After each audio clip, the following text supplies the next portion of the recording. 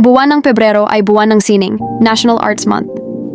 Ibig sabihin, ito yung panahon na mas sinasadyang alalahanin at ipagdiwang ang sining ng Pilipino.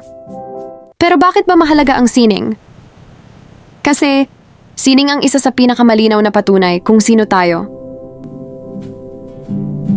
Sa kanta, sayaw, pintura, disenyo at pelikula, nandoon ang kwento ng bayan.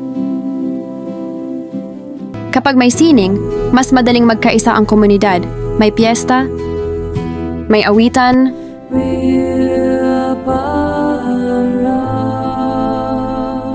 may mural painting, at may pagtatanghal.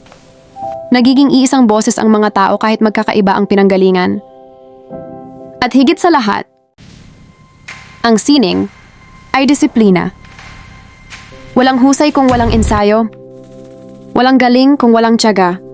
Kaya ngayong Arts Month, tanong, ano ang sining na gusto mong mas makita at masuportahan sa Pilipinas? Ako si Ligaya Mayumi, ang inyong kapatri, dito sa Patriotic TV. Makabayan sa isip, sa puso, sa salita, at sa gawa. I-follow ang Patriotic TV, huwag kalimutang i-like at i-share ang aming mga video. Kita-kita tayo uli sa susunod.